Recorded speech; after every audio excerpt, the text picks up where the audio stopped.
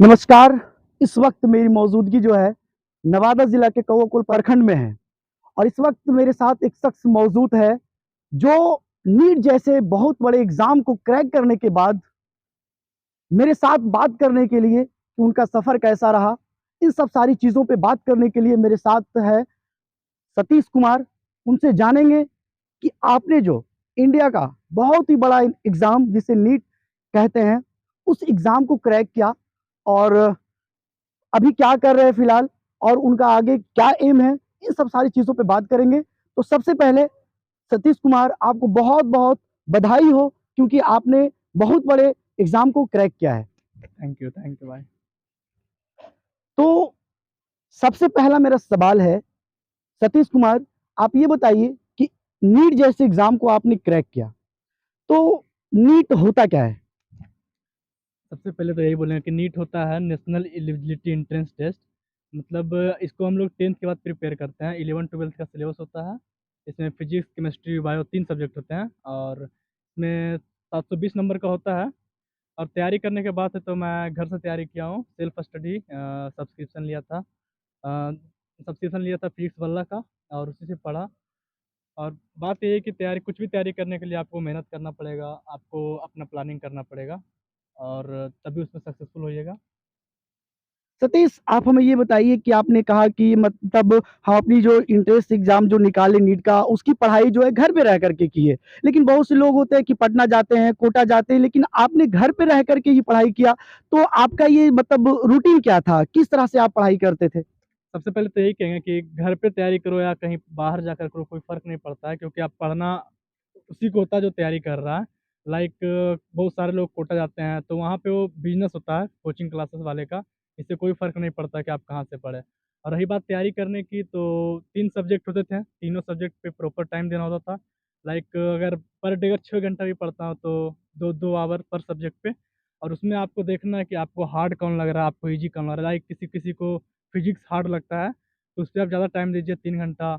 और या आपको बायो हार्ड लग रहा है तो उस पे ज़्यादा टाइम दीजिए। तो वो आपका प्लानिंग होगा आपके अकॉर्डिंग कि आपका ब्रेन कैस का कैपेसिटी क्या है। वो आपका कोई-कोई 6 घंटा में भी नीट निकाल लेता है, कोई 10 घंटा पढ़ के भी नीट नहीं निकाल पाता। तो आपका ब्रेन कैपेसिटी पे डिपेंड करता है कि आपका स्ट्रेंथ क्या है उसके अच्छा, अनुसार। आप ये बताइए कि नीट एग्ज़ाम एंट्रेंस एग्ज़ाम को क्रैक करने के लिए इनमें सबसे ज़्यादा जो सब्जेक्ट होता है, किस सब्जेक्ट पे फ़ोकस किया जाता है? और दूसरा सवाल इसमें है कि आपका कौन-सा सब्जेक्ट सबसे ज़्यादा स्ट्रॉन्ग था? नीट निकालने के लिए सबसे पहले तो अगर मार्क्स देकर कंपटीशन के अनुसार बोले तो आपको सारे सब्जेक्ट अच्छे से पढ़ना पड़ेगा, क्योंकि इसमें 21 लाख का स्टूडेंट बैठते हैं। तो अगर 720 का है तो इसमें आपको 610 प्लस नंबर लाना पड़ेगा सिलेक्शन के लिए। और जैसे-जैसे ईयर बढ़ रहा है वैसे-वैसे इसका कट ऑफ मार्क्स बढ़ रहा है। इस बार का कट ऑफ 625 प्लस था ओबीसी और जनरल वालों के लिए। तो वो आपको डिपेंड करता है कंपटीशन का लेवल कैसा है। और अगर बात करें कि किस सब्जेक्ट के अनुसार, तो देखिए बायो सबसे ज़्यादा मार्क का होता है 360 नंबर का।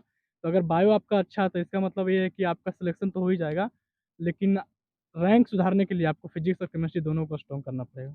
इसमें टोटल मार्क्स कितना होता है और आपने कितना मार्क्स ऑब्टेन किया? टोटल 720 नंबर का है, इसमें 180 फिजिक्स, 180 केमिस्ट्री का और 360 बायो, क्योंकि उसमें 2 सब्जेक्ट होते हैं, जूलॉजी और बॉटनी। तो 360 का बायोलॉजी हो गया और उसमें से मेरा 614 आया था। अच्छा, आप ये बताइए कि नीट एग्ज़ाम बहुत बड़ा एग्ज़ाम है। इंडिया का अगर देखा जाए इंडिया में सबसे बड़ा एग्ज़ाम है और लोग बहुत चाव से इसकी तैयारी करते हैं क्योंकि आज की डेट में देखा जाए तो कि अपने सेहत के बारे में और बॉडी के बारे में जानकारी लेना बहुत इम्पोर्टेंट होता है। तो इसलिए आपने इस फ़ील्ड को चुनने के पीछे आपका पर्पज़ क्या था? आखिर आपने इस नीट जैसे एग्ज़ाम को ही क्यों चुना? पर्पज़ तो ये है कि घर में कोई डॉक्टर नहीं है, गाँव में कोई डॉक्टर नहीं है, तो पढ़ाई करो, बनो और क्या। पर्पस तो होता है, हर किसी का अपना-अपना पर्पस होता है। कुछ तो पढ़कर बनना ही था, तो जो अच्छा लगे आपको वही चूज़ करो। मतलब जिसमें आपको ज़्यादा इंटरेस्ट वही चूज़ भी करना चाहिए। वही था, मेरे घर से भी किसी ने कुछ नहीं बोला कि ये चूज़ करो या चूज़ करो। जिसमें मेरा इच्छा था वो चूज़ किया। और यही है कि डॉक्टर बनने से बहुत सारे फ़ायदे हैं, जैसे आपको समाज में भी एक बोलते हैं ना कि बहुत जॉब्स बहुत सारे होते हैं, लेकिन ये समाज का एक सुधारक होता है। ये बहुत ज़्यादा पॉज़िटिव न्यूज़ देता है सोसाइटी को।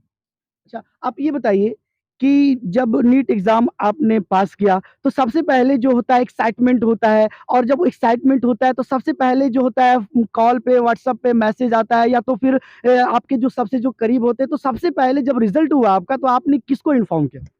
एक्साइटमेंट तो होता है, बहुत सारा एक्साइटमेंट होता है। एक्साइटमेंट तो होता है, पेरेंट्स को खुशी होती है।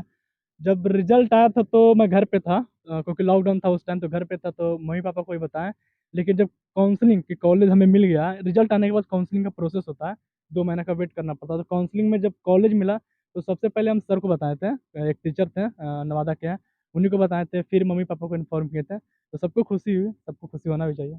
अच्छा ये बताइए, लोग मेहनत करते हैं और बहुत ही मतलब दिन-रात मेहनत करते हैं किसी चीज़ के लिए कि हमको इस चीज़ को हासिल करना है, अपनी ज़िंदगी में किसी भी काम को लेकर के हमको सक्सेस होना है, तो उस चीज़ के लिए मेहनत करते हैं। लेकिन कुछ लोग बीच में आ जाते हैं और वो ये कहते हैं कि वो तो सिर्फ़ उसका किस्मत साथ था। तो आप किस्मत पे बिलीव करते हैं या मेहनत पे बिलीव करते हैं? आपकी इस पे क्या राय है? आप मेरे दर्शकों को बताइए। नहीं, किस्मत वगैरह कुछ नहीं होता, हार्ड वर्क के सामने किस्मत किस्मत होता है। लाइक अगर आप एग्ज़ाम दे रहे हैं तो वो डिपेंड करता है कि आप 4-5 क्वेश्चन गलती से सही बना दिए या 4-5 क्वेश्चन आपका कोई वजह से गलत हो गया, तो वो किस्मत होता है। लेकिन रिजल्ट आपका हार्ड वर्क से ही होगा। आप ऐसा नहीं है कि आप हार्ड वर्क किए नहीं और कोई किस्मत आपको रिजल्ट दे देगा, ऐसा कुछ नहीं है। बहुत सारे बच्चे हैं जो लाइक दिक्कत होता है, बिहार बोर्ड वाले का बच्चे बहुत दिक्कत होता है, लेकिन वो जाते हैं, मेहनत करते हैं, इंग्लिश समझ में नहीं आती है, फिर वो मेहनत करते हैं और उनका सिलेक्शन होता है। बहुत सारे मेरे दोस्त हैं जो बिहार बोर्ड के हैं, लेकिन वो बहुत अच्छे-अच्छे कॉलेज में हैं। अच्छा एक बात बताइए, आपने जो एग्ज़ाम दिया, तो कितने बार अटेम्प्ट करने के बाद आपने जो है इस एंट्रेंस एग्ज़ाम को पास किया? सेकंड अटेम्प्ट मेरा था, पहला अटेम्प्ट में हम 515 नंबर लाए थे और लॉकडाउन के कारण कुछ था कि हो नहीं पाया, लेकिन सेकंड अटेम्प्ट में अच्छे से तैयारी किए, तो सेकंड अटेम्प्ट में निकल गया।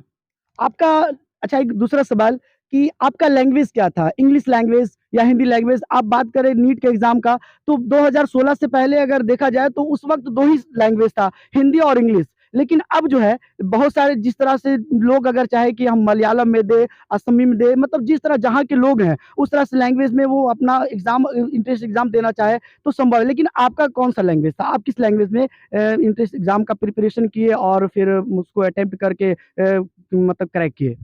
बात लैंग्वेज का है तो देखिए, लैंग्वेज अब होता है टोटल 17 लैंग्वेज, 17-18 लैंग्वेज होते हैं, लाइक हर स्टेट का अपना-अपना लैंग्वेज होता है। और बिहार की बात करें तो इसमें हर पेपर में 2 लैंग्वेज में क्वेश्चन आता है, और हिंदी रहेगा और उसके नीचे इंग्लिश लिखा हुआ रहेगा। तो मतलब अगर आप बिहार बोर्ड से भी या कोई भी बोर्ड से, तो आपको दिक्कत नहीं होगा, स्पेशली इन बिहार, क्योंकि दोनों लैंग्वेज में लिखा होता है, जिसमें आपको समझ में आए, उसमें आप उत्तर दे सकते हैं। तो हम इंग्लिश चूज़ किए थे क्योंकि मेरा इंग्लिश स्ट्रॉन्ग था। चलिए आखिरी सवाल कि जो लोग ये कहते हैं हमसे ना हो पाएगा, उसको आप क्या मैसेज देना चाहेंगे? जो लोग कोटा में रहते हैं, पटना में रहते हैं या मतलब इंडिया के किसी भी स्टेट में रहते हैं और वो ये कहते हैं कुछ 1-2 बार अटेम्प्ट करने के बाद उनका मनोबल छोटा हो जाता है, अगर वो उसमें मतलब सक्सेस नहीं हो पाए तो पढ़ाई को छोड़ देते हैं, तो उनके लिए आप क्या मैसेज देना चाहेंगे?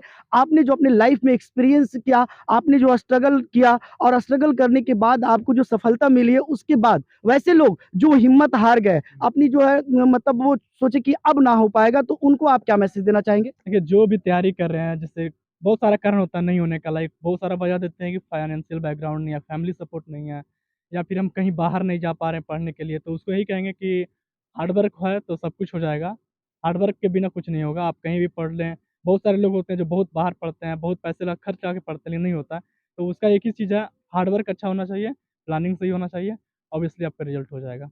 चलिए बहुत-बहुत धन्यवाद के पात्र हैं क्योंकि आपने कौवाकोल प्रखंड जैसे जगह पे रह करके और दूसरी चीज़ कि लॉकडाउन का टाइम था, लॉकडाउन में लोगों का आना-जाना बाहर बहुत ही बाधित था, लेकिन उसके बावजूद भी सतीश कुमार ने अपने घर में रहकर बहुत ही मेहनत और स्ट्रगल करने के बाद जो है इंडिया का सबसे बड़ा एग्ज़ाम एंट्रेंस एग्ज़ाम नीट कहे जाने वाले एग्ज़ाम को क्रैक किया और उन्होंने सफलता सफलता पाई और पूरे जिला का नाम रोशन किया, अपने पेरेंट्स का नाम रोशन किया। तो मेरे साथ बातचीत करने के लिए सतीश थे। तो बहुत-बहुत धन्यवाद।